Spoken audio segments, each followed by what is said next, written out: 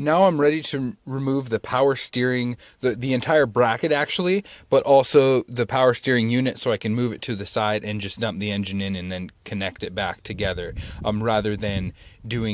rather than just connecting or disconnecting the power steering lines. So in order to do that, to keep it in the vehicle, I am going to have to take the power steering pulley off, which you need a pulley remover and installer set. I bought this one, it's the cheapest one. I bought it for $20. It worked perfectly on the other engine from Harbor Freight, and it's specifically for alternator and power steering pump pulleys, because it pulls from this collar rather than the three-prong pulleys that pull from the outer from outside the pulley and can bend it. So it pulls on this part. So what it consists of, or the parts that you use rather, are this right here. This will plug into the end of this. It'll push right into the end of that, and then it'll screw into this, and this is the collar that goes right on that piece I showed you on the power steering pulley, that collar right there.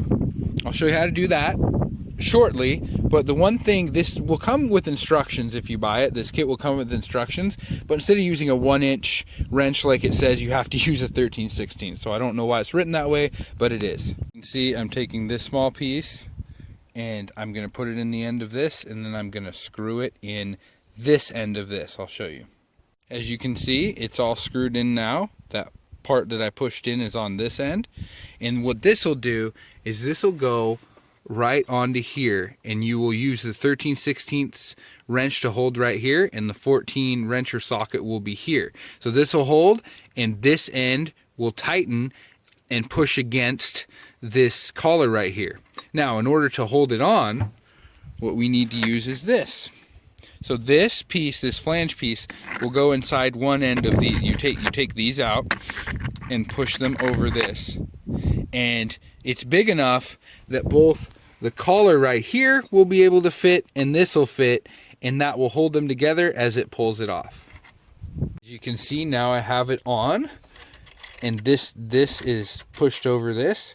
You want to get it on as straight as possible, and now I'm going to go for it.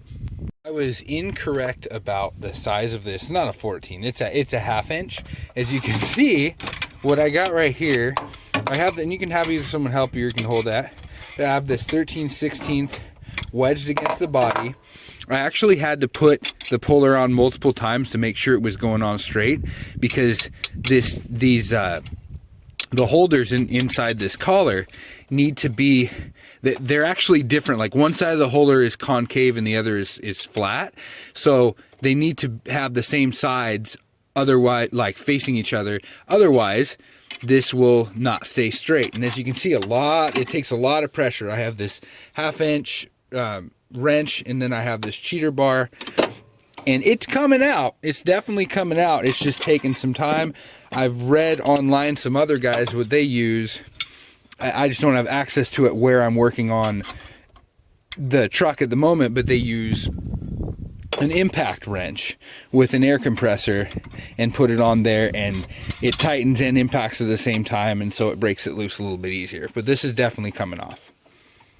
After the pulley's off, the next step is, I believe you have 7, or actually 8, is it 8? Yeah, 8 different bolts, including this one up here, which is a 10 that just holds the filler tube on, or excuse me, I moved it, but it was on top right there. And then you have the 3 down here, 1, 2, 3, and those are all 13mm, and then the rest, the 4 other ones, are 14mm, and you got it here, here, here, and all the way down there. You take those off, you hit it with the rubber mallet, and the whole thing should come forward. All right, back here at the power steering pump, it didn't quite pull out when I took those 8 bolts out, because there are 2 nuts that are 15mm. I don't know if you can see it with the camera here, but one's right here, and this one's pretty easy to get right here, but this one over here with the 15mm wrench, you break it loose, and then you hope that it's smooth enough that you can get your hands in there. Otherwise it might take a while, but once you get those 2 off, it just pops right off. The whole unit pops right off, and then you can move it up and out of the way where it's convenient.